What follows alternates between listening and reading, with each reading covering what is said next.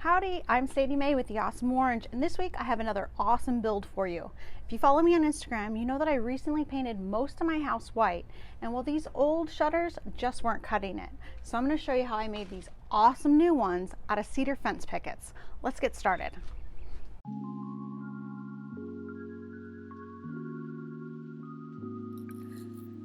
Cedar fence pickets are an affordable option for any outdoor project. They come in a couple of different sizes, but the ones I'm using are approximately 5.5 inches wide by 72 inches tall and 5/8 of an inch thick. I'm making the new shutters the same size as the old ones, 24 inches wide by either 36 high or 60 inches high, depending on the window. My design is super simple, which makes cutting everything out simple. Well, actually, it would be simple if I still had my miter saw station. Until I can make a new one, I just have this saw on a table without any stop blocks, so I had to measure and cut each board one at a time. But as far as measurements go, I got lucky with my 36-inch windows and was able to get 2 boards out of one of the 72-inch pickets.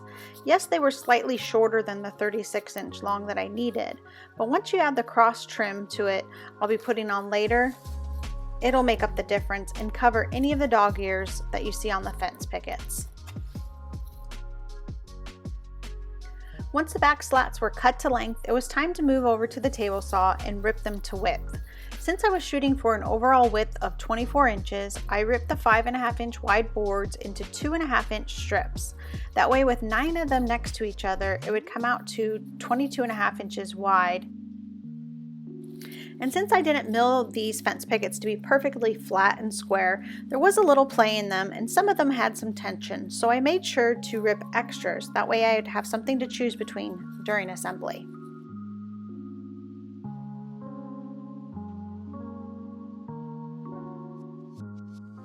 Then on to more ripping for the longer shutters.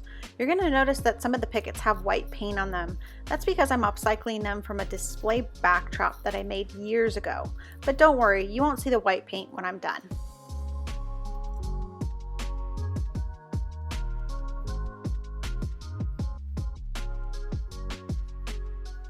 And now I'm ripping the cross supports to 1.5 inches wide. These are what will hold everything together and give the shutters their 3-panel look.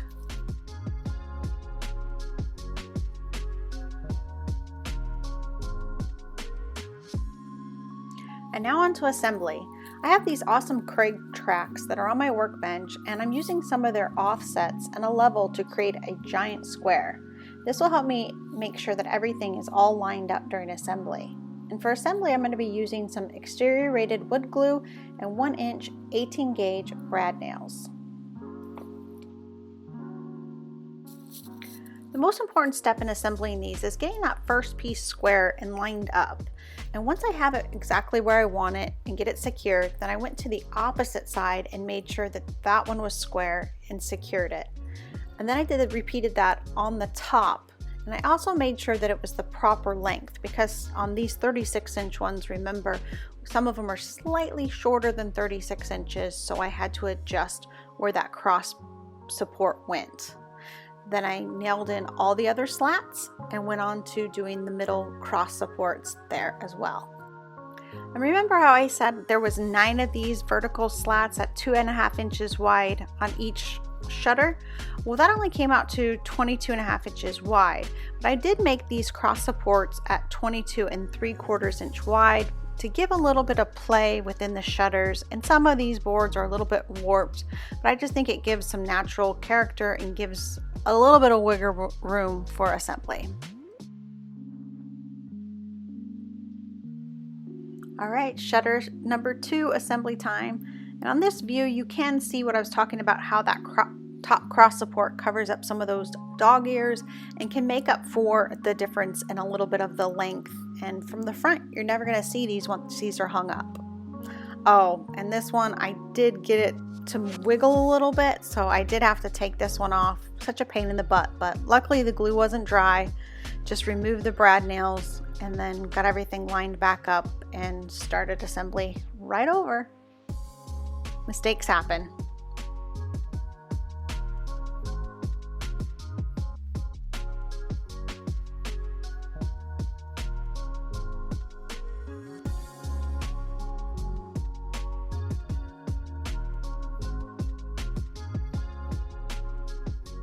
Before I assembled these, I did draw them up in SketchUp, and one thing I love about that is it does all the math for me. So when I added in these cross supports, I knew that it was going to be exactly 10 inches in between each of them from my plans. And I do have a full blog post written up with all the details of the measurements of my shutters that you can modify or adjust to match the shutters that need to be on your house. But now on to finishing up and doing the exact same thing on the two longer ones that were 60 inches long, and those ones had a 18-inch gap in between the two cross supports.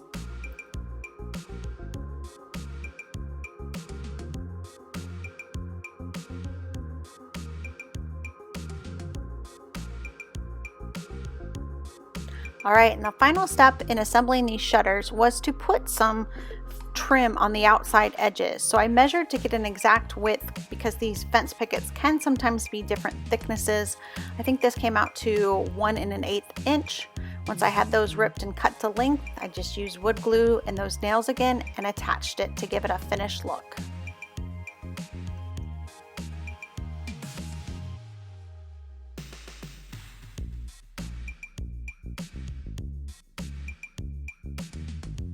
Are you following me on Instagram? If not, you're missing all the behind the scenes action. Follow me over there at The Awesome Orange and stay up to date on what I'm building right now.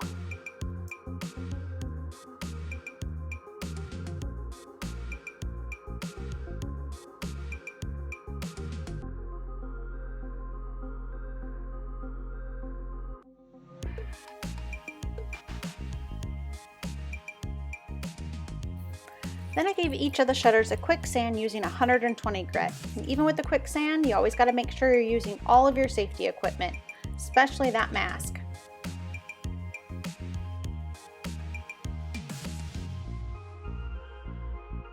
And the last step is finishing.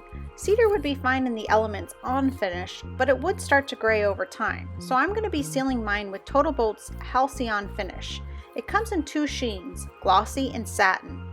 The glossy offers more protection, but I want more of a satin matte look on my shutters, so I ended up applying 3 coats of gloss to the backs of the shutters and 2 coats of gloss and 2 coats of satin on the front. And even though you'll never see the backs once these are hung, you still want to add protection or a sealer back there so that the boards don't cup and warp on you over time because they're receiving moisture at different rates from the front to the back of it. This finish also is water-based, so it's super easy cleanup and you can apply your next coat within 1 hour. Just have to make sure it's not tacky and then you're ready to apply, and no sanding in between. And it turns out awesome, super soft to the touch and looks great. Love the color of cedar.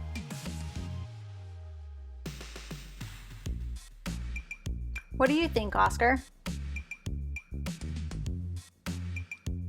All right, now that we've got all those coats on there, time to take them outside and get them hung up. So you can see the new white trim on the house that we painted recently, but I'm still in the process of talking my husband into painting the front of the house, the block, white. But in the meantime, I'm still gonna get the cedar shutters up there and the black ones down. It was just too many colors and too busy. Installing the new shutters was fairly easy because we already had the holes drilled from the old shutters. So I took down the old shutters, lined up the holes on the new ones, and then installed them in those same existing holes on the block wall. And I love the result. What do you think? Be sure to let me know in the comments. And thanks for watching the video. Oh, and remember, build loud, build wild, and have an awesome day.